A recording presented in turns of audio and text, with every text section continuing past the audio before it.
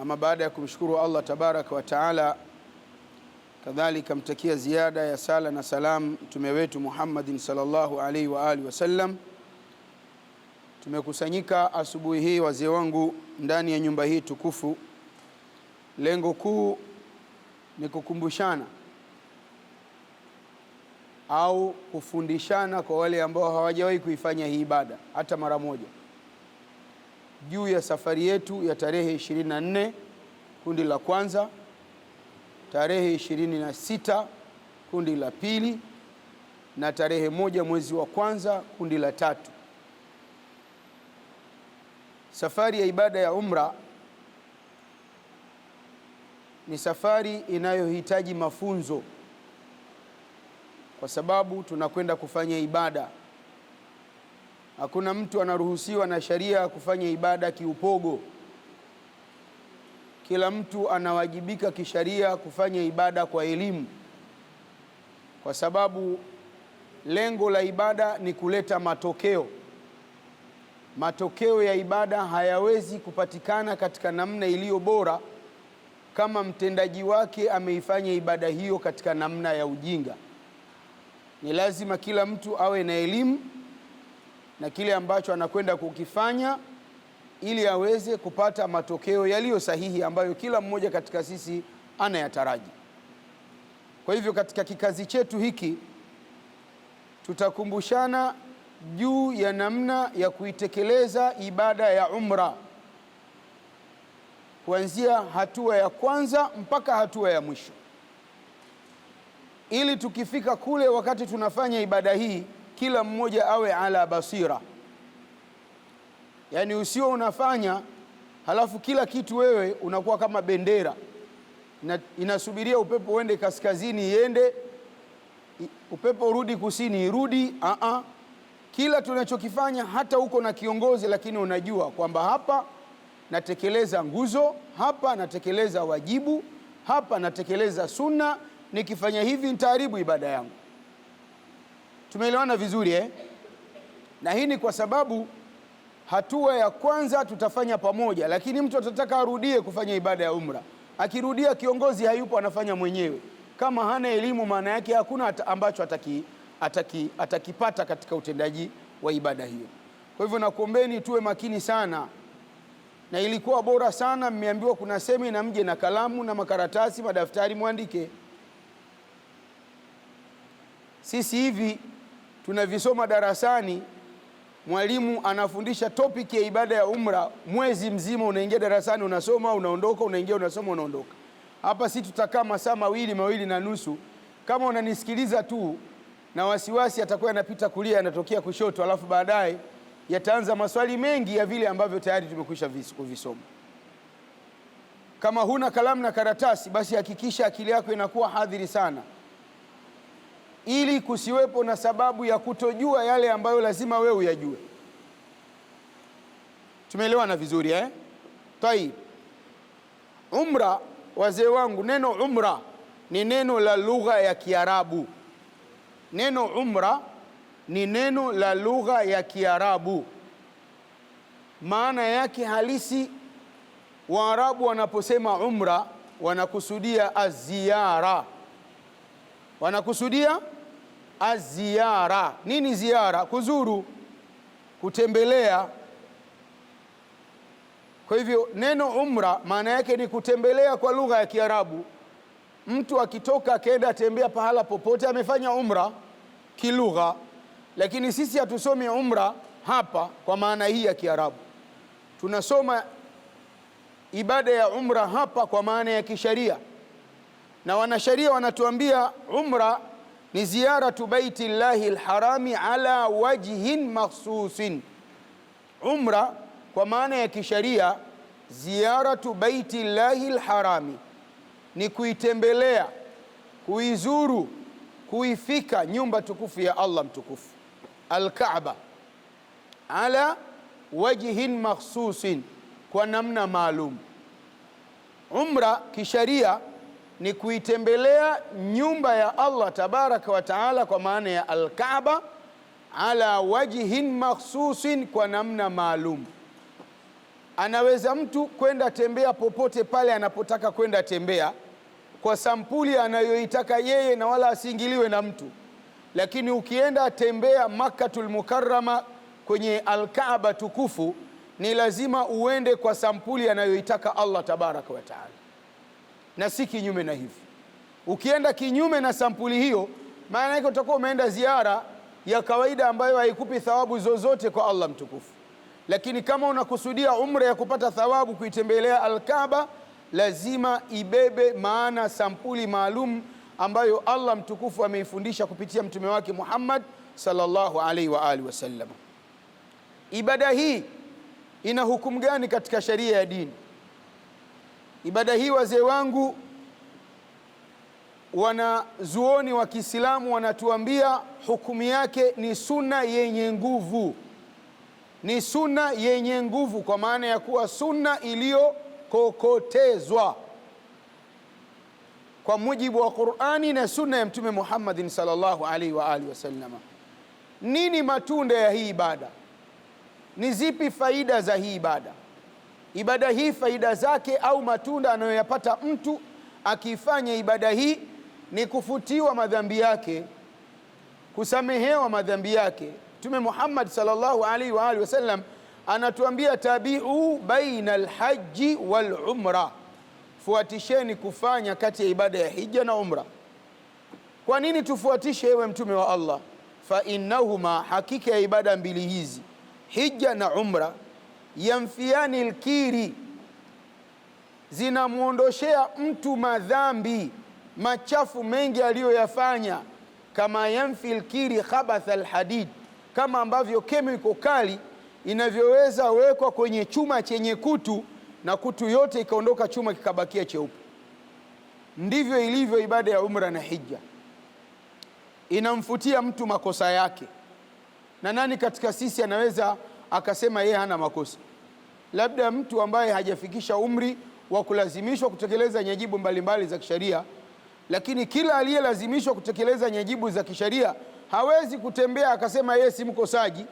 Kwa nini? Kwa sababu Mtume sallallahu alaihi wa alihi wasallam asema kullu ibn adam khata'un, kila mwanadamu ni mkosaji. Tena Mtume katika grama ya lugha ya Kiarabu ametumia sighatul mubalagha. Maana yake, maneno ya Mtume kullu ibn adam khata'un, tabia ya mwanadamu ni mkosaji. Hakuna mwanadamu anaepuka makosa. Na ndio maana wanafalsafa wanatuambia katika sifa za ukamilifu wa binadamu, katika sifa za ukamilifu wa binadamu ni kutokuwa mkamilifu. Akikwambia mtu kwamba yeye hakosei, yeye hana mapungufu, huyu mwanadamu aishajivua wanadamu. Mwanadamu kwa ukamilifu wake anabeba mapungufu, na hayo mapungufu ndio hayo makosa, ndio madhambi. Na ndio maana Allah tabaraka wa taala akamwekea Muislamu milango mingi ya kutubia. Ibada ya hija inafuta madhambi, ibada ya umra inafuta madhambi. Sala, kati ya sala na sala, yani kati ya sala na sala ni kifutishi cha madhambi yaliyojiri katikati.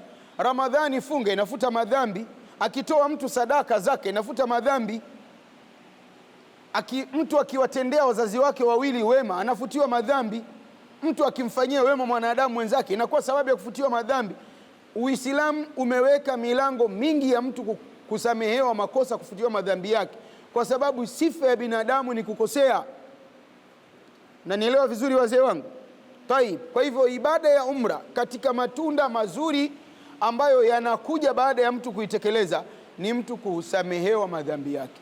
Na hapa sisi tupo watu wenye umri kada tofauti. Kuna watu wana miaka 80 hapa, kuna watu wana miaka 70, 60, 50, 40, 30, 20. Hawa wote wanabeba madhambi kwa umri walionao. Wakiifanya hii ibada inakuwa ni sababu ya kusamehewa madhambi yao. Tuna madhambi mengi ambayo tumeyafanya, na madhambi yamegawanyika. Kuna madhambi madogo, kuna madhambi ya kati, kuna madhambi makubwa. Yote haya, aina tatu za madhambi haya, yanasamehewa na Allah tabaraka wa taala ikiwa mja ataenda kuitekeleza hii ibada vile inavyostahiki. Kwa hivyo hii ibada ni muhimu sana katika maisha ya mwanadamu, Na mwanadamu anapopata pesa za kuingia ibada hii, anatakiwa aitumie hii fursa vizuri, ili iweze kuleta tija njema kwake na asiende kufanya mchezo. Mtihani ambao sisi tunao, sisi tunafanya picnic, tunafanya tours, kwamba tuna kawaida mwezi wa 12 tunatembea, tunakwenda Dubai, tunakwenda Hong Kong, tunakwenda wapi. Basi safari hii tunaamua twende tukatembee Maka. Usiende kutembea. Ukienda kutembea umeanza kujiandikia maumivu ya kukosa unachokifuata kuanzia hapo. Maka haendi kutembea mtu. Maka mtu anaenda kutafuta fadhila. 3,900,000 si pesa ndogo. Kuna mtu kazitafuta hizi pesa miaka 2 anadunduliza miaka 3. Kwa hivyo si unaenda kufanya mchezo. Omar al-Faruq alipoenda kutekeleza ibada ya hija, wamefanya tawafu na mtoto wake Abdullah, wamefika sehemu ya Safa na Marwa, wamesimama Safa wanatazama al-Kaaba. Mtoto Abdullah anamwambia baba, ya abati innal hujjaja kathirun, baba yangu tazama namna mahujaji walivyo wengi. Baba anamwambia mtoto, ya bunayya arrakbu kathirun, mwanangu usiadaike na hao, huu wingi unauona usiadaike nao, matouristi ndio wengi. Arrakbu kathirun, watalii waliokuja kutembea Maka ndio wengi. Walhujjaju qalilun, lakini mahujaji wachache sana. Mahujaji ni wachache sana. Anaingia mtu kutekeleza ibada ya hija, akishafanya tawafu yake 1 2, kashachukua selfie ndani ya tawafu, hajamaliza hata 7 kashapeleka kwenye status yake, kwenye profile yake, anataka dunia nzima ijue yeye yuko Maka anafanya tawafu. Huyu msafiri, huyu ni msafiri. Haya, mtu kaingia Maka, hashiki miko ya Maka, haishi Maka kama ambavyo katoka Tanzania, mvutaji mkubwa wa sigara, mlaji mkubwa wa pariki, anatukana matusi, anagombana na watu, kaingia Maka anaendelea kuvuta sigara zake, sehemu ambayo mja akifanya jema moja malipo yake makubwa sana, na mtu akifanya ovu moja pia malipo yake ya uovu huo ni makubwa sana. Anayabeba maovu Tanzania, anaenda kuishi nayo Maka. Huyu hawezi kuwa ameenda kufanya ibada ya umra wala hija, huyu ameenda kutalii. Kwa hivyo atakwenda na kurudi vile alivyoenda, lakini anaenda kuifanya hii ibada, atalinda miiko, atachunga mipaka, ataishi vile inavyostahiki, akiwa ni mja dhaifu dhalili mbele yake Allah tabaraka wa taala. Na hili tunalitaraji na tunamwomba Allah aturuzuku sisi tuwe waja madhaifu madhalili tukifika huko insha Allah. Kwa hivyo ibada ya umra inamfutisha mtu madhambi, ni ibada muhimu sana. Sasa ikiwa ibada ya umra kisharia ni kuizuru, kuitembelea nyumba tukufu ya Allah kwa namna maalum, namna maalumu hiyo ni ipi? Yani sampuli gani za kuitembelea Al-Kaaba? Mambo gani ambayo mtu akiyafanya ndio anaonekana amepatia kwenye ziara yake ya kuitembelea Al-Kaaba? Yako mambo mangapi? Mangapi? 5, ambayo ndio tunayasoma hapa sasa hivi. Jambo la kwanza, ibada ya umra ina sharti, lazima mtu azikamilishe. Bila kuzikamilisha sharti hizi, ibada yake haiwezi kuwa sahihi. Sharti ya kwanza katika hizi sharti 5 za ibada ya umra ni al-Islam. Mtendaji wa ibada ya umra lazima awe Muislamu. Alhamdulillah, sisi sote ni Waislamu na tunamwomba Allah atufishe tukiwa ni Waislamu. Serikali ya kifalme ya Saudi Arabia kupitia wizaratu al-Hajj wal Umra haimpi mtu visa ya kwenda kutekeleza ibada ya umra Maka wala Madina, ila ni yule ambaye ni Muislamu. Na sisi visa zetu zote zimetoka, maana yake ni Waislamu, tunajifahari kwa Allah kwa hilo. Sharti ya pili, mtekelezaji wa ibada ya umra lazima awe ni mtu taklif. Mtu taklifu ni mtu gani? Ni mtu aliyefikia umri wa kulazimishwa kutekeleza nyajibu mbalimbali za kisharia. Lugha rahisi na nyepesi, mwanamume awe amebalee, mwanamke kavunja ungo. Akibeba mtu hii sifa ya kuwa amebalee, amevunja ungo, huyu amekamilisha sharti ya pili katika sharti 5 za kutekeleza ibada ya umra. Baada ya Uislamu, taklifu. Sharti ya tatu, mtekelezaji wa ibada ya umra lazima awe mtu mwenye akili timamu. Akienda kutekeleza ibada ya umra mtu mwenda wazimu, atunusuru na atustiri Allah akili zetu na wenda wazimu, maana yake umra yake haiwi sahihi. Mtume sallallahu alaihi wa alihi wasallam anasema rufi alqalamu an thalathatin, kalamu ya kuandika mazuri ya waja na mabaya ya waja imenyanyuliwa kwa watu aina tatu. Mtu wa kwanza, Mtume sallallahu alaihi wa alihi wasallam anasema asabiyu hatta yablugha, mtoto mdogo haandikiwi zuri wala baya mpaka abale.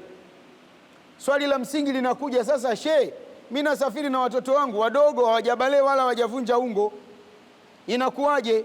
Tunawapeleka hawa kama ambavyo tunamleta mtoto msikitini kuja kuswali, tunamfanyia training, akifikia umri asiwe mgeni wa kuijua hii ibada. Hivyo tu. Tumeelewana vizuri Na we mzazi, malipo utakayoyapata ni namna gani? Umejali, hukuweza thamini pesa ulizozipata, ukaona acha mimi nianze kuwatanguliza watoto wangu kwenda kuona Maka na Madina na namna ya kufanya ibada ya umra kabla wao wenyewe hawajaweza kwenda. Ungekuwa ni mzazi mwingine ungeweza kusema nitawapeleka Dubai. Kuna mtu anaenda na watoto wake Dubai, familia nzima, anaenda kuspendi kwa siku 10, siku 20, pengine dola 25,000 za Kimarekani. Halafu unaenda kutekeleza ibada ya umra na watoto wako kwa siku 10, unarudi hapa pengine umetumia dola 12,000 tu kwa idadi ya watoto ulionao.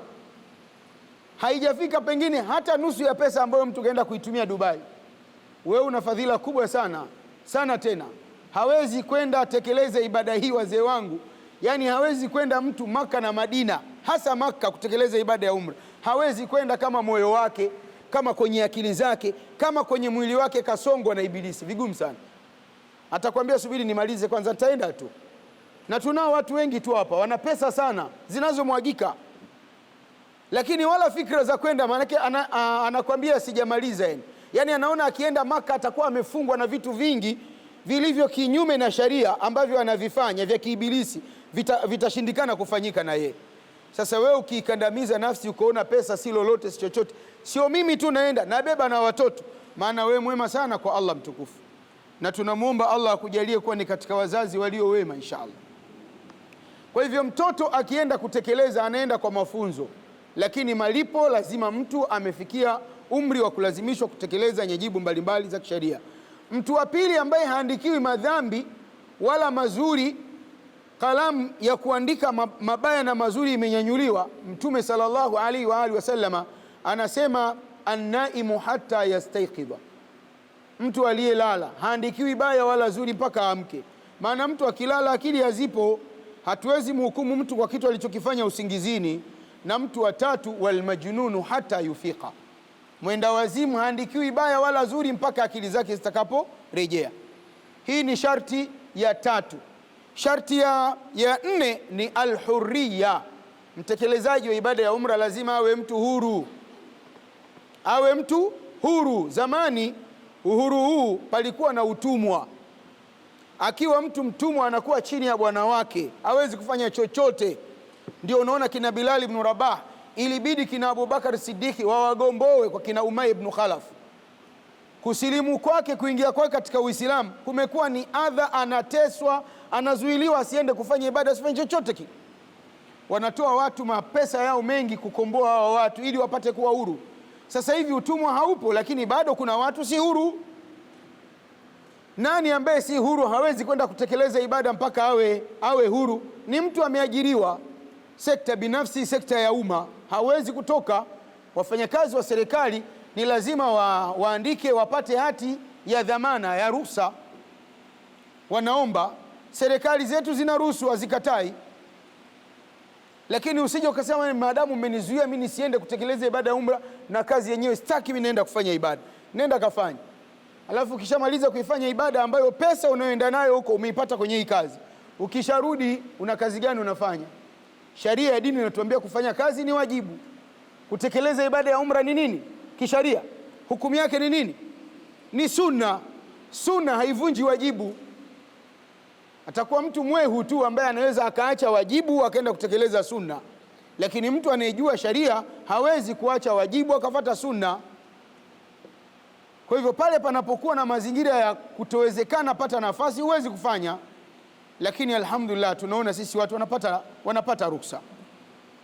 Lakini sanjali na hilo pia uhuru kwa sasa hivi, mtu anawezekana ana pesa, Muislamu, amebalee, ana akili timamu, shida kubwa kawekwa ndani, anaambiwa wewe ni mhujumu uchumi. Huyu yuko huru? Kawekwa ndani kwa jambo lolote lile, si mtu huru, hawezi kwenda kutekeleza ibada. Kwa hivyo panahitajika uhuru. Na sharti ya tano na ya mwisho ni al-istitaa, uwezo. Tekelezaji wa ibada ya umra lazima awe mtu mustatii, na uwezo ahlul ilmi wameusema katika maana ngapi?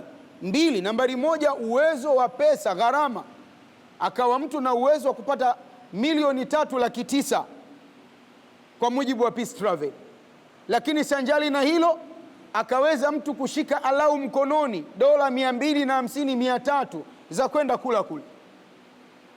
Akishakuwa na uwezo huu mtu, maana yake anakwenda anafanya ibada bila matatizo. Haya mambo ya sasa, zawadi itakuwaje, nimenunua zawadi.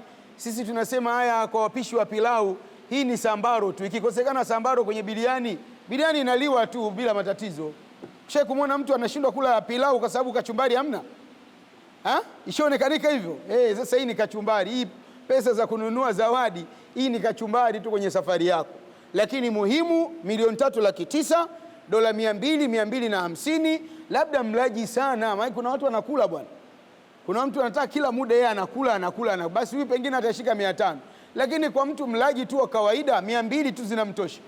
Kwa nini 200 tu zinamtosha? Kwanza tunaenda Maka.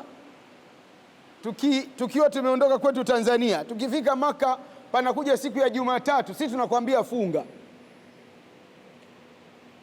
Utakuwa unakeleka bwana, shehe mbona anatufuatilia sana? Lazima nikufuatilieni, maana mimi nitaulizwa na Allah yaumul qiyama, namna gani nilikusimamieni kufanya ibada. Funga utayoifunga Maka siku moja, malipo yake hayafiki kabisa na funga ambazo unafunga hapa Tanzania. Unaswali swala moja tu Makkatul Mukarrama, swala moja ya dhuhuri peke yake, umeswali hapa swala 100,000. Alafu unaachaje kufunga Maka na wewe huna dawa za Mtibwa? Mtibwa mnajua sukari, maradhi ya sukari, huna dawa za sukari, maana wewe si mgonjwa wa sukari, wewe si mgonjwa wa pressure, huna maradhi yoyote yanayokulazimu kula dawa asubuhi na jioni, bali mwili wako uko fiti. Kwa nini usifunge? Sasa ukishafunga Jumatatu ukafunga na Alhamisi, trip yetu yote hizi siku ni karibia siku 4, maana siku za kula wewe mchana ni siku 6 tu. Si umeshafanya budget kabisa hapo? Na angalia Uislamu jinsi ulivyokuwa raha. Yaani unafunga kwanza, unapata thawabu kwa Allah kwa kufunga, na yaumul qiyama utaingia peponi wewe kupitia babu Rayyan. Kuna mlango special wa watu kuingia peponi kwa ajili kuwa walikuwa wanafunga duniani.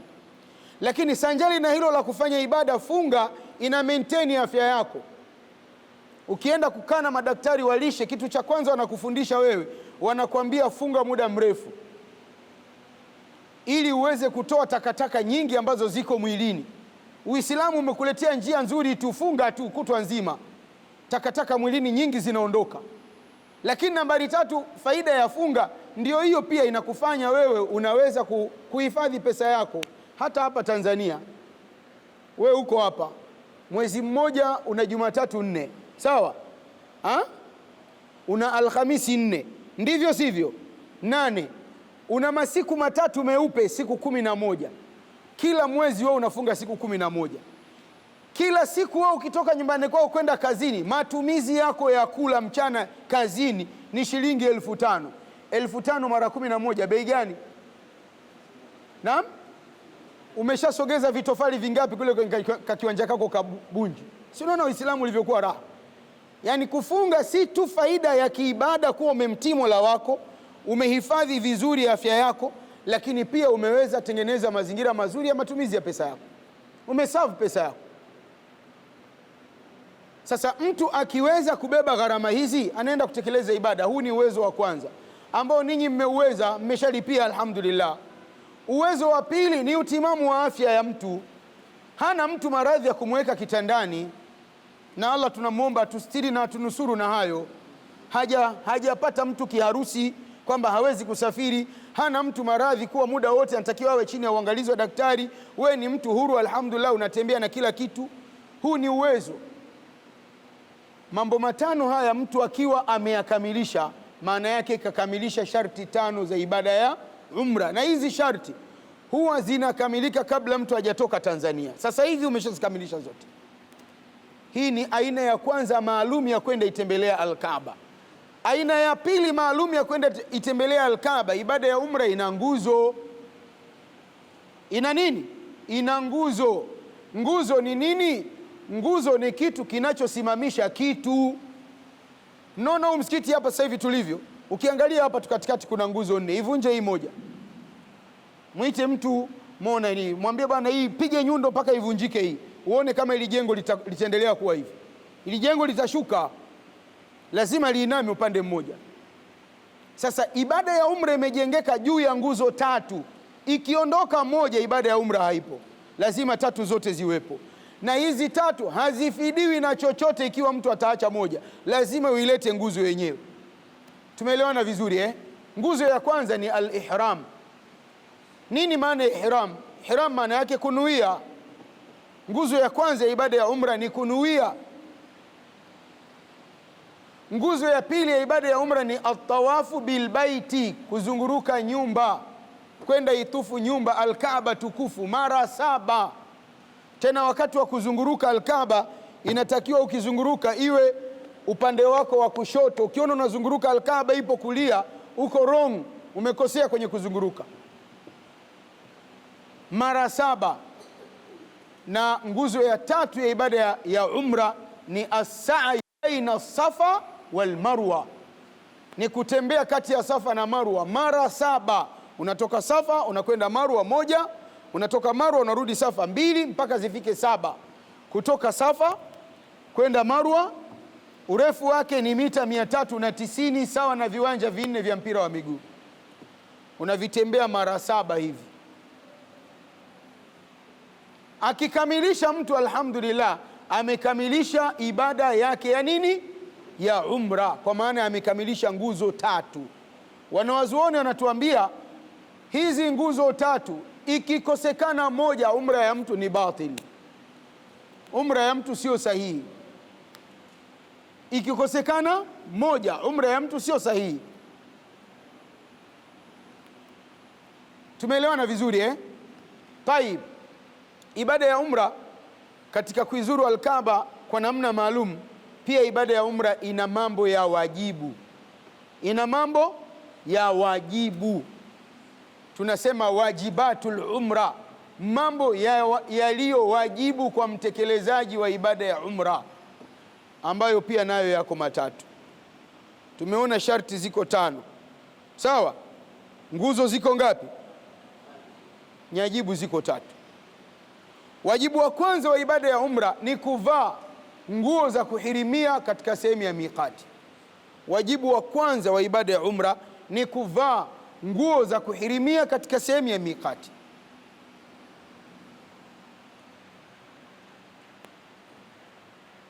Huu ni wajibu wa kwanza, na hii hasa ni kwa wanamume, si kwa wanawake, maana wanawake hawana nguo ya kuhirimia. Ingawa mama zetu wengi hudanganywa kwamba nguo za kuhirimia za mwanamke wanashona majilbabu, sijui mabaibui, jilbabu nyeupe. Haikuja katika mafunzo ya Uislamu kwamba nguo nyeupe kwa mwanamke ndiyo nguo ya kuhirimia, bali sisi tunapopita kwenye semi za ahlul ilmi, wanasheria wa Kiislamu, tukayatazama maisha ya wanawake wa kisahaba, tunaona nguo nyeusi sio sahihi, nguo nyeupe sio sahihi mwanamke kuvaa, maana ni nguo ambayo inaweza kuleta hatari ya kumfanya mwanamke huyu kuonesha baadhi ya maumbile yake ambayo ni haramu kuonekana. Na mtenda kuyaona haya. Wanatoka kina mama Afrika Magharibi, Allah amewaumba, wameenda hewani wanene, anavaa nguo zimembana, anafanya tawafu 1 2, jasho linatoka, jasho ile nguo ikishaloana, kila kitu cha mwili wake kinaonekana. Wewe ukuweza kufanya dhambi ya kukaa uchi Tanzania, unaenda kufanya dhambi ya kukaa uchi Maka. Mama zetu tunasema mara nyingi kwenye semina hizi, mnatusikiliza, lakini tukishafika uwanja tayari tunakuoneni mmetoka na nguo nyeupe. Tahadharini na vitu hivi. Hii bado unaenda kufanya kwa nafsi yako, na siku moja utaenda kaburini ukiwa peke yako. Mimi kitu nafanya na kukumbusha tu, na alhamdulillah nimetekeleza wajibu wangu. Yani kuna watu ideology yao ibada ya umra mwanamke haikamiliki mpaka avae nguo nyeupe. Sasa afadhali kavaa nguo nyeupe, mwili wake mdogo imemkaa vizuri, haimuoneshi maumbile. Mwingine mwili mkubwa, akipata joto tu kila kitu kiko wazi.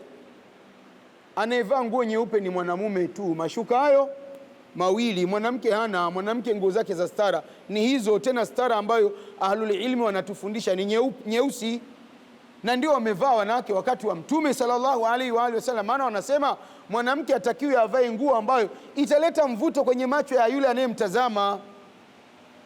Anatakiwa mtu akitazama anaona tu nguo nyeusi haina mvuto. Ndivyo wamefanya wanawake wa kisahaba hivi. Mnanielewa mama zangu? Mnanisikia vizuri? Tayib.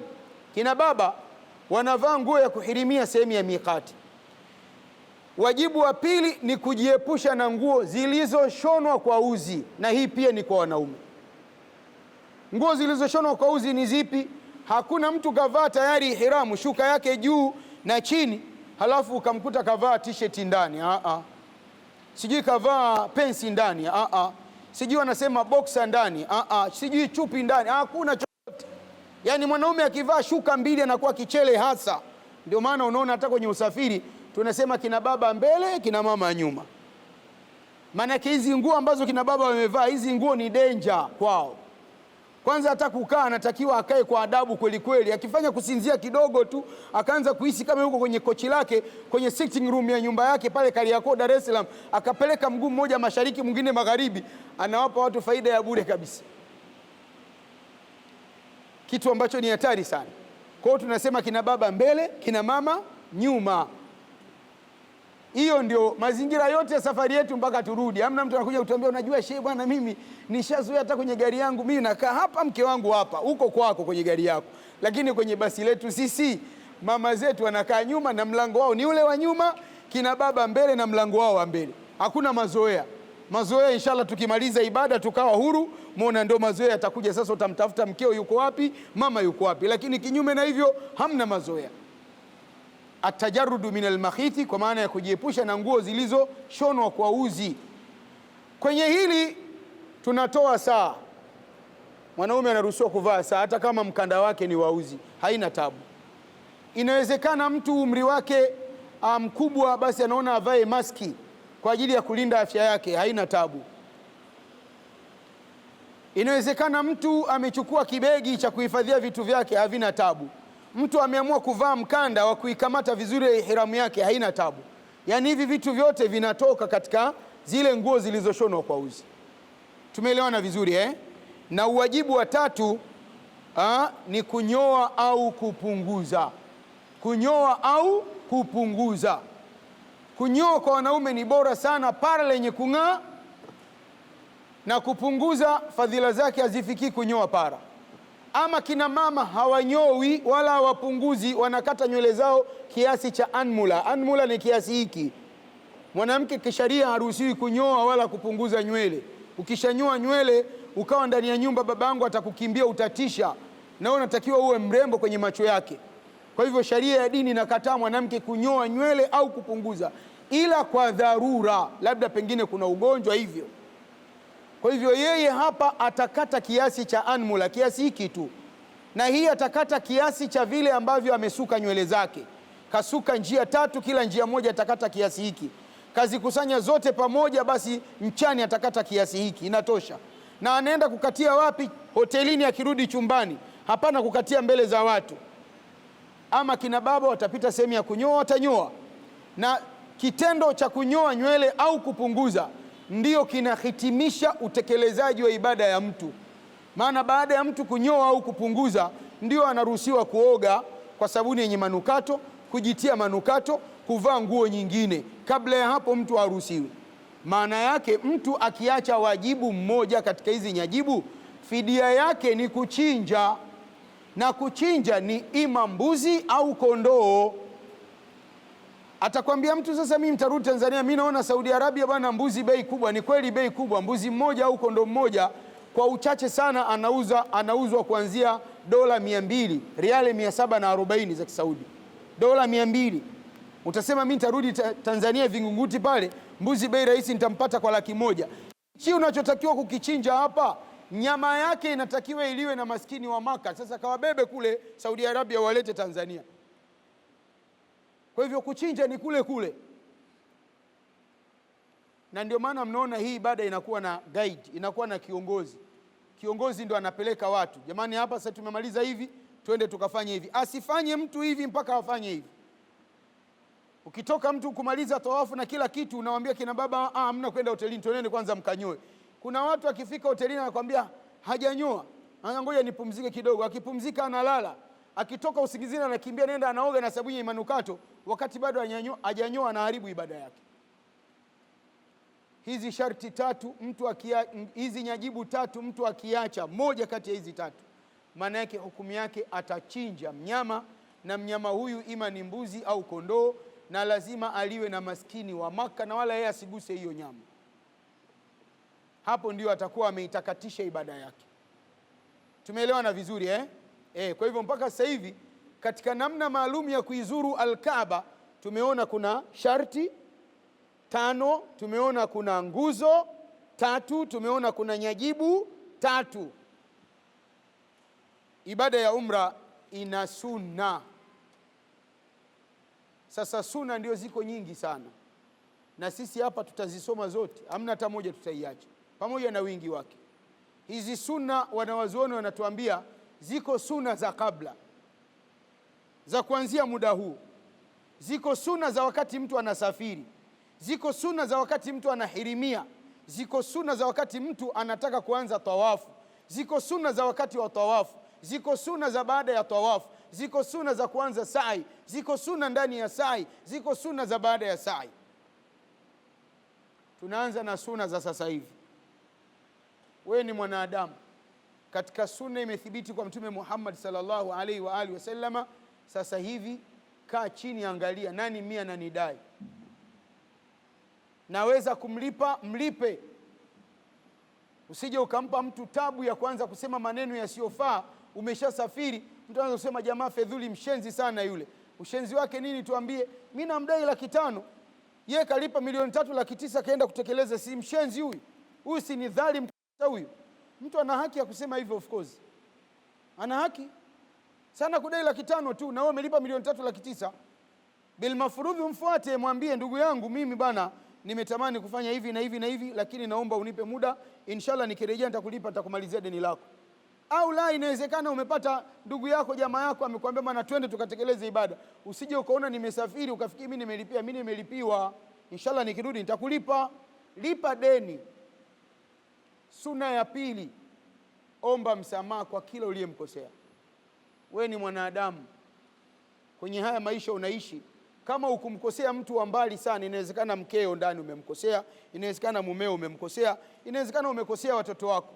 Hakuna mwanadamu mkamilifu, wazee wangu. Mtihani ambao sisi tunao, tunajivika tabia za kishenzi za kiibilisi ambazo Muislamu hatakiwi kuwa nazo. Mtu anakuambia mimi siombagi msamaha. Bwana, wewe nani usiombe msamaha? Kiumbe bora nambari 1 tangu Allah amemuumba Adam alayhi salatu wasalam mpaka kiyama kitasimama, haijawahi shuhudilia mwanadamu aliye bora kuliko Muhammadin sallallahu alaihi wa alihi wasallam. Lakini Muhammad kaomba msamaha, halafu unasema huombi msamaha. Kwa nini huombi msamaha? Wewe nani? Unategemea utasamehewa vipi na Mola wa watu wakati una madeni na watu? Omba msamaha kwanza kwa watu. Mwambie mke wangu, bana mimi nimeishi na wewe miaka 10, 15, 30. Inawezekana kuna makosa nimekukosea, halafu ukaamua kusamehe tu kimya kimya. Leo mimi nachukua udhaifu wa maumbile yangu ya kibinadamu kukuomba msamaha, ili mambo yangu yaende yakawe mepesi kule. Mke naye vivyo hivyo, watoto hivyo hivyo, majirani vivyo hivyo, jamaa zako hivyo hivyo. Tunaishi leo, Uislamu wetu unapita kwenye mtihani mkubwa sana. Familia zetu nyingi hazielewani. Familia zetu zina magomvi sana sana. Yaani mtu asemi na baba yake mdogo, mtu asemi na shangazi yake, mtu asemi na khalo yake, mtu asemi na nani. Nenda katafute kusameheana na watu, kawaombe msamaha. Sasa shehe, mimi naenda kuomba msamaha alafu yeye anakataa na hivi, hilo ni lake yeye, lakini wewe umetekeleza ambacho ni nini? Ni wajibu. Tuna watu wengi sana, mimi nawajua wengi sana ambao najua wamekosana, hawasemi na ndugu zao na kila kitu. Tunaenda nao mako, namwambia nenda kaombe msamaha, kwa mimi siombagi msamaha. Mimi naamini huyo anaenda picnic tu, maneno ya Umar Abdul Khattab, anaenda kutembea. Hakuna msamaha Allah atakusamehe kama una matatizo na binadamu, na matatizo yenyewe pengine wewe ni mkosaji kwao. Huwezi ukasamehewa na Allah hata siku moja. Sasa kuwa dhalili, angalia thamani ya pesa umetoa, angalia riski unayoichukua kusafiri hapa kwenda kule. Kule sasa hivi ni miji ambayo ina watu wengi namna hiyo. Wingi wa watu, virus wengi sana, muda mwingine maradhi ambukizi yako mengi, hasa watu wenye umri miaka 60 na kuendelea. Unapokutana na watu wengi tu wataka pasiwepo na maradhi, lakini tabia ya immunity, kinga za mwili zinaporomoka. Riski yote unaichukua sio kitu unakichukulia poa cha kawaida, halafu utaki kukitengenezea mazingira ya kuboresha. Tengeneza mazingira ya kuboresha. Sunna nambari 3, aga. Unaye baba yako muage, una mama muage, una bibi muage, babu muage, ndugu waage. Hapana habari ya kusafiri mtu keshafika Maka anaanza kupiga simu, baba salamu alaikum, vipi hali yako? Baba bana, nimeamua kufanyia surprise bana, mimi niko Maka sasa hivi. Surprise baba yake mzazi yuko Maka. Mshenzi sana mtu huyu. Ndio, wama tadri nafsun madha taksibu ghada wama tadri nafsun bi ayi ardhin tamut. Wewe unajua kesho yako unaijua? Ukipanda ndege hapa alafu unafika kule unakufa na baba yako hajui hujamwaga. Msiseme Shia anatutisha, inatokezea hivyo, ni kawaida. Kwani kuna mmoja hapa alishauriana na Allah kwenye kuumbwa? Si kila mmoja kaletwa vile Allah ametaka? Ndivyo ilivyo, Allah hatashauriana na sisi wakati anachukua nyoyo zetu. Ikifika muda wa kufa unakufa tu. Inawezekana umeandikiwa ndio unaenda kufia Madina, unaenda kufia Maka, inawezekana. Fanya maandalizi, aga ndugu zako, majirani zako waage. Una tabia muda mwingine ya kurudi saa 6 usiku wewe, alafu jirani anasikia geti, bwana fulani karudi huyu. Sasa umeshasafiri, anasikia geti linafunguliwa, anajua bwana fulani, kumbe wewe haupo, majambazi wanaingia kuidhuru familia yako. Mwage jirani yako, usiondoke kimya kimya. Waage wafanyakazi wenzako, usiondoke kimya kimya. Sawa sawa Taib. Siku ya safari, wakati unatoka nyumbani kwako kwenda airport, swali rakaa 2. Swali rakaa 2 ili tabia ya Mtume sallallahu alaihi wa alihi wasallam, na ndivyo anavyotufundisha.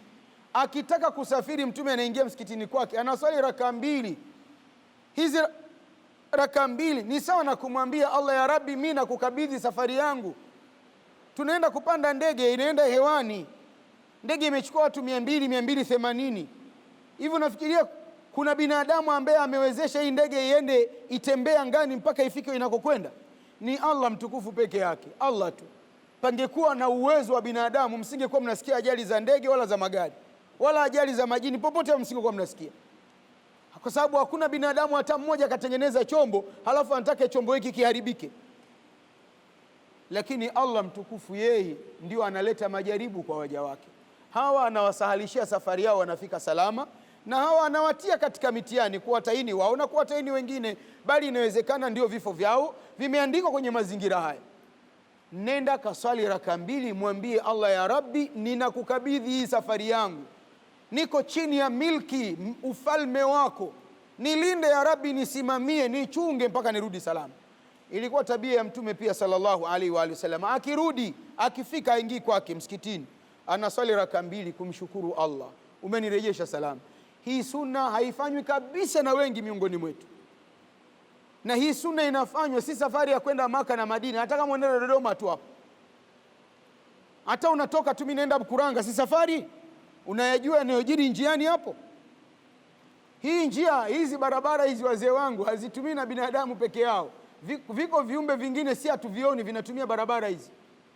Jikabidhi kwa Allah mtukufu. Kwa hivyo hii ni sunna, alhamdulillah. Tukianza safari yetu alhamdulillah, si tutakwenda mpaka tunafika Madina. Makundi yote mawili 24, 26 yote yanaenda Madina. Tukifika Madina tunaishi Madina kama tuko Dar es Salaam au tuko kwetu Tanzania. Tunaenda msikitini, tunaswali, tunarudi hotelini, tunapumzika, hivyo hivyo mambo yetu mengine yote yanaendelea. Ikifika siku moja kabla ya safari, tutaambizana sasa, hapa tunaanza kufanya sunna nyingine, maandalizi ya usafi. Tunajua kesho tutasafiri kutoka Madina kwenda Maka, tunaanza usafi. Tunakata kucha za mikono, tunakata kucha za miguu, tunaondosha uoto wote wa asili ambao uko mwilini. Kiswahili changu kinaeleweka vizuri? Mnanielewa? Uoto wa asili ulioko mwilini ambao ni haki utoke kimaumbile wote unaufyeka. Sasa hapa tu ufyeki kwa fyekeo wala kwa panga, utafyeka kwa wembe au sheva. Wengine kidogo tukisema hivi akili sasa zinarudi. Unakuwa mtu safi. Asubuhi ya siku ya safari unakoga, kosha mwili wako. Zile nongo zote umeziacha miaka 2 mitatu umetoka nazo Dar es Salaam, zote zitakatishe. Yaani maji yakidondoka kwenye ngozi yanateleza. Unaenda kutafuta msamaha kwa Allah, usiende mchafu, nenda msafi. Allah anapenda wasafi, hapendi wachafu. Jitie manukato, nukia hasa kwa wanaume. Yaani unapita kule, mtu yuko hapa anasikia bwana fulani namna anavyonukia. Inna Allaha jamilun yuhibbul jimala, Allah mzuri anapenda wazuri. Sisi tunasoma kwenye historia, kwenye sira ya Mtume sallallahu alaihi wa alihi wasallam, jasho lake lilikuwa linanukia kuliko miski. Ndivyo sivyo? Ndivyo. Muislamu anatakiwa awe hivyo. Muislamu anatakiwa anukie, ila wanawake kupaka manukato ya kunukia haram. Watapaka manukato ambayo hayawezi kusafirisha, yani harufu haitoki, pengine deodorant zisizokuwa na harufu namna hiyo. Baada ya hapo, alhamdulillah, tutakwenda mpaka sehemu ya mikati. Tukifika hapo, sunna ni kuchukua udhu. Tukishachukua udhu, tunaswali rakaa mbili kwa ajili ya kunuia. Rakaa mbili hizi, rakaa ya kwanza suratul Fatiha, qul ya ayyuhal kafiruna. Rakaa ya pili suratul Fatiha, qul huwallahu ahad. Akimaliza mtu kuswali rakaa mbili, sunna ni kutamka nia. Tumeona kusema nia ni nguzo, lakini sunna hiyo nia yenyewe kuisema kwa sauti, labbaika umra. Hebu semeni nyote tena, ewe Allah, mimi nimeitika kwako kutekeleza ibada ya umra. Kama mtu anamfanyia mtu mwingine, hajifanyii yeye, atasema labbaika umra an, anamfanyia Ibrahim, labbaika umra an Ibrahim, au labbaika umra an Khadija. Lazima umtaje yule ambaye unamfanyia. Baada ya kuweka nia hii, tutarudi kwenye basi. Hapo sasa tunaishi na kauli mbiu.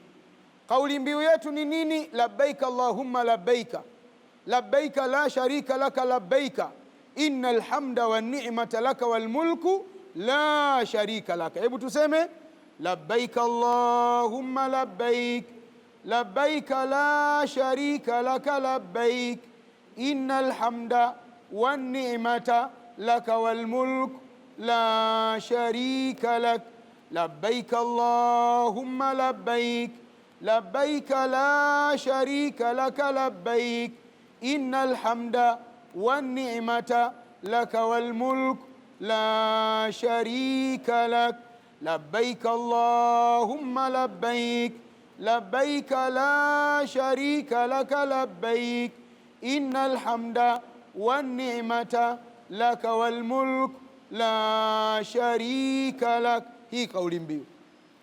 Haya maneno si maneno ya mchezo. Kuna mtu anayasema haya maneno kama anaimba bongo flavor, makosa. Labbaika Allahumma labbaika, nimeitika Allah kwako wewe, nimeitika. Labbaika la sharika laka labbaika, nimeitika Allah kwako wewe, huna mshirika, nimeitika.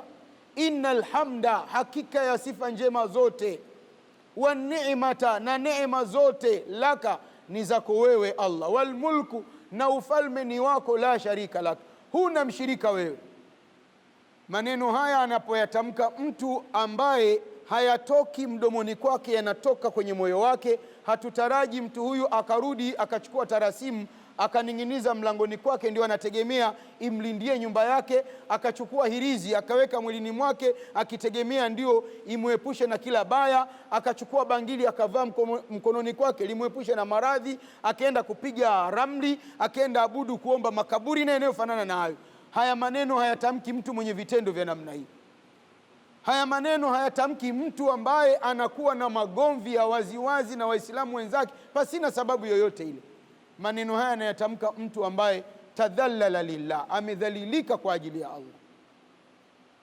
Safari yetu inakwenda mpaka inafika Maka. Ukichoka kuleta maneno haya, kaa kimya. Hautaki kukaa kimya, unataka kusema ulete adhkari, leta adhkari. Kumtakia sala na salamu mtume, mtakie sala na salamu mtume.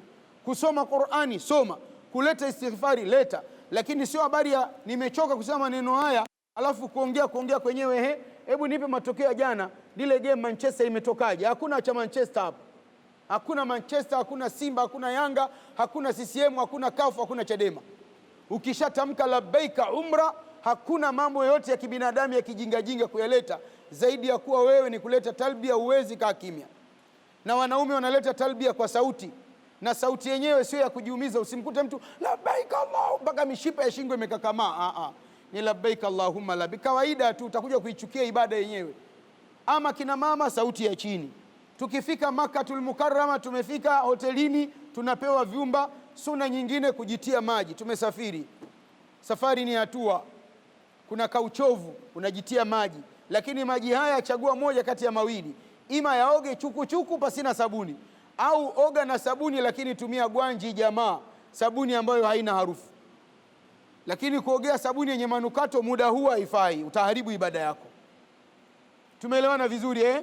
Baada ya hapo tutatoka, tunaenda kufanya tawafu kwa namna ya vile kiongozi atakwambieni, na yeye anaangalia muda gani sahihi wa kwenda kufanya tawafu. Bado tuna kauli mbiu yetu labbaika Allahumma labbaika. Tukifika msikitini kama tulivyoingia hapa, bismillah wassalatu wassalamu ala rasulillah, Allahumma ftah li abwaba rahmatika, kwa mguu wa kulia. Ndivyo tunavyoingia Makkatul Mukarram. Tukishaiona Al-Kaaba ile pale, hizi labbaika talbia inakatika, hamna tena kuleta. Na wanaume ihram zao wanazivua, yani wanafunua bega la kulia, wanazishusha chini ili bega linaonekana. Mizunguruko mitatu ya mwanzo bega liko wazi, baada ya watatu wanne wanafunika. Wakati tunaanza kufanya tawafu, tukifika nguzo ya jiwe jeusi, bismillahi Allahu akbar, moja, tunazunguruka. Tukifika pale tunaanza tena bismillahi Allahu akbar, mbili, mpaka zinafika 7. Mizunguruko mitatu ya mwanzo ni sunna kwenda haraka haraka kidogo, ikiwa inawezekana, hakuna msongamano wa watu. Kama kuna msongamano, tunakwenda kwa mtembeo ambao unawezekana. Lakini kati ya nguzo ya Ruknul Yamani na nguzo ya jiwe jeusi, kipande hiki ni sunna kusema rabbana atina fid dunya hasanatan wa fil akhirati hasanatan wa qina adhaban nar, mpaka tunamaliza 7. Tukimaliza 7, sunna kusali raka 2 za makamu Ibrahim. Raka ya kwanza suratul Fatiha, kisha qul ya ayyuhal kafirun. Raka ya pili suratul Fatiha, kisha qul huwallahu ahad. Baada ya hapo sunna kunyanyua mikono kila mtu. Al-Kaaba hiyo, omba unachotaka. Hapa sisi kila mtu ana mahitaji yake. Hapa tulipo, ukiwafuata vijana wetu, watoto wetu wanataka wafaulu tu, maskini wao hamna wanachokitafuta zaidi ya kufaulu masomo yao. Haya, ukimfuata kijana wanaitwa majenzi, yeye anataka apate ajira tu, hana ajira, ndio maana anaita korofi mitaani. Shida yake kubwa ajira. Ukimfuata mtu wakati yeye anakuambia mimi tangu nimeolewa sijapata mtoto, kwa hiyo shida yake anataka apate mtoto tu. Dua za kupata watoto kule zipo, na dua yenyewe unaomba mwenyewe. Al-Kaaba pale maombi ya watu yanakubaliwa. Mwingine hana shida ya kupata mtoto, ashakuwa na watoto chungu nzima, anatafuta namna gani nitawalea watoto, nitawasomesha, nitawasimamia, Rabbi niongozee watoto wangu hawa. Mwingine sasa unaona anaanza, ya bana, mimi naona kama vile yule mume wangu ana dalili za kutaka kuongeza, ya Rabbi mzuie asiongeze. Hii dua usiombe, hii dua usiombe. Usiombe mabaya kwenye Al-Kaaba, utakuja kumtia mtu shida, halafu akaishi maisha kama vile askofu, wakati kwenye Uislamu hatuna askofu wala padri. Omba dua za kheri tu. Ukiona huyu jamaa anataka kuoa, basi ya Rabbi kama ataoa, basi ya mimi asinisahau, anipende hivyo. Hii dua omba. Lakini habari kwamba asifanye hivi, sijui una jirani yako kule mmegombana naye, yani muangamize kabisa. Usiombe dua za kuangamiza watu hapa. Muombe Allah amfanye huyo mtu anayekusumbua awe mwema, shari zake zigeuke kuwa kheri kwako. Usimwombee dua mtu mabaya kwenye Al-Kaaba. Wazee wangu, Al-Kaaba hakuna dua inadondoka kwa mtu ambaye anaiomba kwa yakini. Unanielewa vizuri eh? Kuna watu wanaenda kwenye Al-Kaaba, wanaenda kuombea Waislamu wenzao mabaya. Hii sio sahihi. mi yule amenidhulumu, nenda kamwambia Allah, ya Rabbi mjalie yule, muepushe na dhulma, asidhulumu, alipe madeni ya watu, na mi pia nijalie moyo wa kumsamehe, nimsamehe. Ndio, sio ukimbilie tu kutaka kulipwa, pia wewe mwenyewe jiombee kusamehe, hakuna ubaya. Tukimaliza kuomba tunaambia jamani, tumemaliza haya, tunaenda kufanya suna nyingine, kunywa maji ya Zamzam. Zamzam lima shuriba la, maji ya Zamzam yanamtibu mtu, yanampatia mtu kile ambacho amekikusudia wakati anayanywa. Una sukari, mwambie ya Rabbi, mimi nitibu sukari yangu. Una pressure, tibu moyo wangu. Una maradhi ya aina yoyote, siji cholesterol, chochote kile, mwambie ya Rabbi, mimi nitaharishe kupitia maji haya, na haya maradhi niko nayo. Mtihani sisi tunambipu Allah, hatuna yakini wakati sisi tunamuomba, lakini nakuthibitishieni maji ya Zamzam ni tiba, ni ponyo. Na haya kayasema Mtume sallallahu alaihi wa alihi wasallam. Binafsi mimi huko nyuma, kabla sijatekeleza ibada ya hija mwaka 2005, nilikuwa na mtihani mkubwa sana wa vidonda vya tumbo, hata kufunga ni mtihani. Nilipopata fursa ya kwenda kutekeleza ibada ya hija, nikawa nayanywa maji ya Zamzam. Alhamdulillah, kutoka pale hakuna tena, yani nakula maharage, njugu, kila kitu na pilipili, wala hazinisumbui. Hata nastaajabu vidonda vya tumbo vyenyewe vimeenda wapi. Sasa sisi tunabipu wakati tunaomba, hii ndio shida. Lakini weka nia, mwambie Allah, niponye maradhi yangu ya Rabbi, mimi akili yangu nzito ifanye kuwa nyepesi, ishike, hifadhi vizuri. Allah atakubariki na atakuwezesha. Tumeelewana vizuri eh? Baada ya kumaliza kunywa maji ya Zamzam ukaomba hivyo, jirashie kidogo usoni, kifuani, maana yake mwili kidogo umepata joto hapo nyuma kwenye tawafu. Tukimaliza tunaenda Safa na Marwa kutekeleza nguzo ya mwisho. Tukifika tunasimama katika kilima cha Safa, tunaitazama Al-Kaaba, tunasema inna Safa wal Marwata min sha'airillah faman hajja albayta aw i'tamara fala junaha alayhi an yatawafa bihima wa man tatawwa khairan fa inna Allaha shakirun alim. Bismillahi abda'u bima bada Allahu bihi wa rasuluhu. Ni sunna kusema hivi. Unateremka unakwenda mpaka Marwa moja, unarudi mpaka Safa mbili, mpaka zinafika 7. Wakati unatembea katikati utakuta ishara za taa za kijani. Eneo hili kina baba wanatembea kama wanakimbia kidogo, wao wenyewe wanasema mwendo wa matiti, kama mtu anakamchaka kidogo. Kwa nini kina baba, kwa nini si kina mama? Wanahistoria wanasema eneo hili ndilo eneo ambalo mama Hajira alipoachwa na Nabii Allah Ibrahim Khalilur Rahmani Maka, hakuna huduma ya chochote kile. Mama Hajira alimuuliza mume wake Ibrahim, unatuacha hapa, wewe ni mume, ni baba kwa huyu mtoto, unaona hakuna huduma yoyote ya kibinadamu, ni matakwa yako wewe kutuacha hapa ili tukuhukumu kuwa wewe ni katili kwetu, au ni amri ya Mola wako? Ibrahimu akasema ni amri ya Allah. Akasema kama ni amri ya Allah na sisi tumejisalimisha kwenye amri hiyo, nenda. Ibrahimu akaondoka. Mama akiba ya chakula, maji aliyoachiwa na mumewe imekwisha. Mtoto analia, watoto siku zote hawajui njaa. Mtoto huwezi kumwambia bana hapa bana hapatokeki hapa nini, mtoto analia tu, anataka kula tu, huwezi kumwambia kitu. Mtoto analia kiu, mama imemshika chango la uzazi, anaona mtoto wangu asife, mimi namshuhudilia. Akatoka pembeni ya jiwe jeusi nje ya Al-Kaaba mita 25, akamlaza chini mtoto. Halafu akaona mimi nikimbie, akaenda Safa, kasimama juu ya kilima hiki, anamtazama mtoto analia, anapiga miguu chini. Anateremka, anakimbilia Marwa. Akifika zile sehemu za ishara hata ya kijani, ana trot kama marathon. Akizipita anatembea, anafika Marwa, anatazama mtoto analia. Mara zile anakwenda huku na huku, anamuona mtoto vile anapiga miguu chini, kama kuna chemchemi ya maji.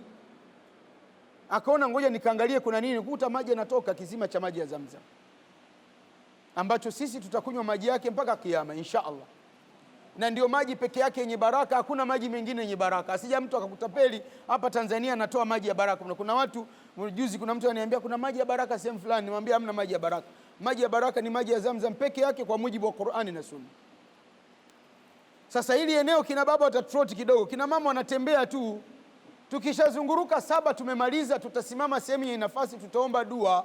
Tukimaliza kuomba dua pia kila mmoja ataomba dua. Tukimaliza sasa hapo tumemaliza ibada. Tunatoka pamoja, tunakwenda hotelini, lakini kupitia saluni kwa ajili ya kunyoa nywele.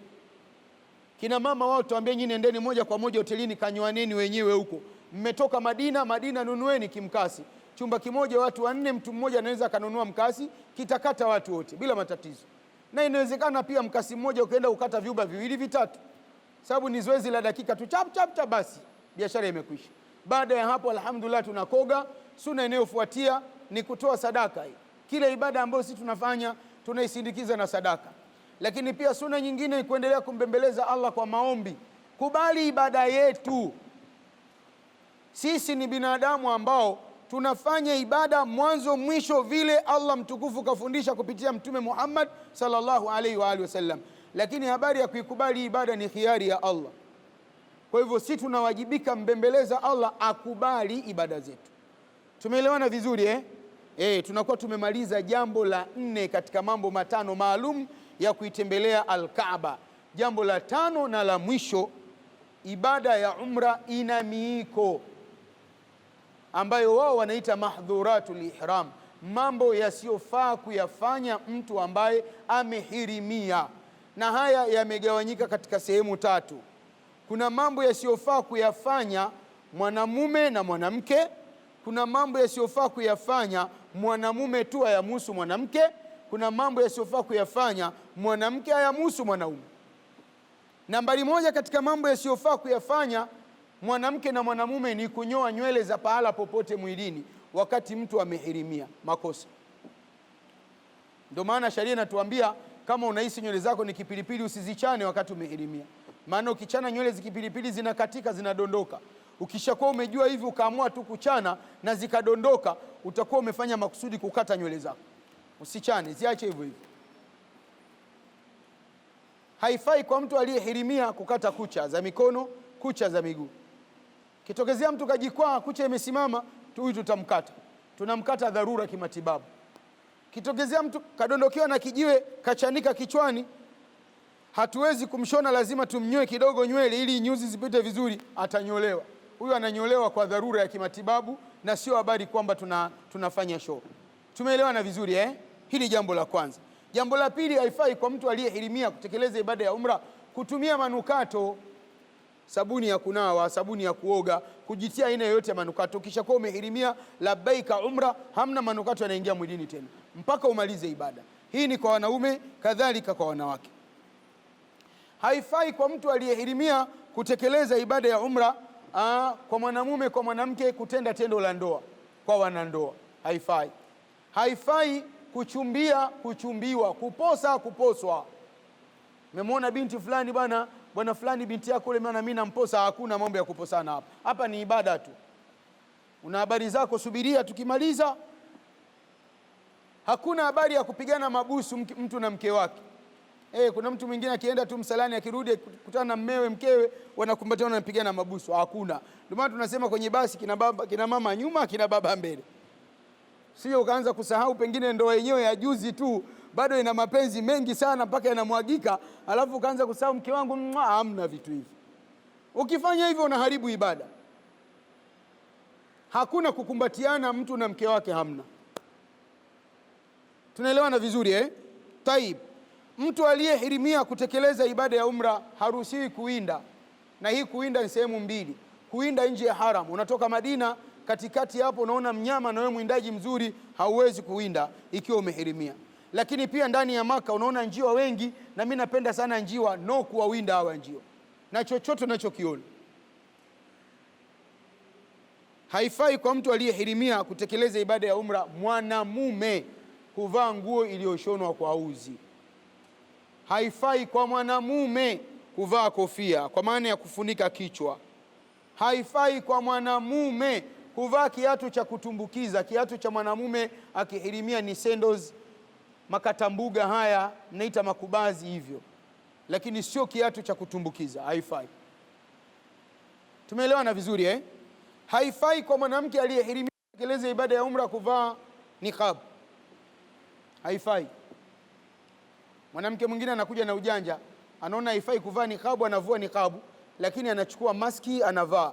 Kama unavaa maski kwa sababu unaona kwamba nitakuwa nimetengeneza nusu ya kuvaa niqabu, Allah mtukufu anasema allamul ghuyub, ni bingwa wa kujua yaliyofichikana.